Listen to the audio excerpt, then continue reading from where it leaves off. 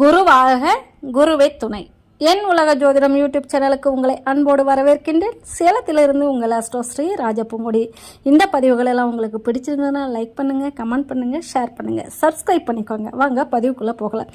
இந்த பதிவு என்னென்னா, 25 வயசுலேருந்து 30 வயசுக்குள்ளே யாருக்கெல்லாம் திருமணம் நடக்கும், திருமணம் நடைபெறும் தசாபுத்திகள் என்னென்ன, கோச்சார கிரகங்களில் நடைபெறும் திருமணம் யாருக்கு இருக்கும் அப்படிங்கிறத இந்த பதிவில் கேட்டு தெரிஞ்சுக்கலாம். சரிங்களா? வாங்க பதிவுக்குள்ளே போகலாம்.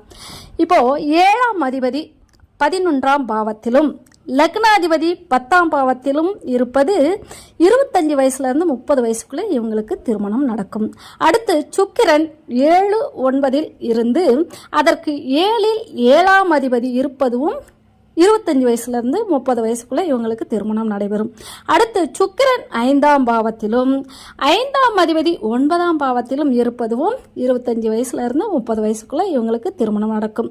30 வயசுக்கு மேலே யாருக்கு திருமணம் நடக்கும் அப்படின்னா, சனி 8ஆம் பாவத்திலும் லக்னாதிபதியும் சுக்கிரனும் இணைந்திருப்பதும் 30 வயசுக்கு மேலே தான் இவங்களுக்கு திருமணம் நடக்கும். அடுத்து சுக்கிரன் 5ஆம் பாவத்திலும் ராகு 11ஆம் பாவத்திலும் இருப்பதும் 30 வயசுக்கு மேலே தான் இவங்களுக்கு திருமணம் நடக்கும். அடுத்து 8ஆம் அதிபதி 8ஆம் பாவத்திலும் லக்னாதிபதியும் சுக்கிரனும் இணைந்திருப்பதும் இவங்களுக்கு 30 வயசுக்கு மேலே தான் திருமணம் நடக்கும். அடுத்து திருமணம் நடைபெறும் தசாபுத்திகள் என்னன்னு நம்ம பார்க்கலாம்.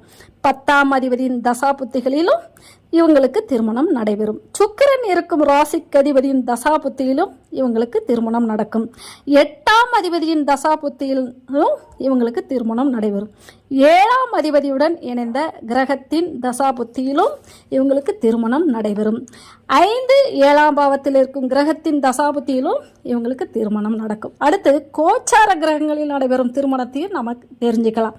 கோச்சார குரு லக்னத்திற்கு 1, 7ஆம் அதிபதிகளுடன் சம்பந்தம் பெறும் பொழுதும் பிறந்த நட்சத்திரத்திற்குரிய கிரகத்துடன் சம்பந்தப்படும் காலமும் திருமணம் நடைபெறும் காலமாகும். நன்றி. மீண்டும் அடுத்த பதிவில் சந்திப்போம். வாழ்த்துக்கள். அனைவருக்கும் வளங்கள் யாவும் பெருகட்டும். நன்றி.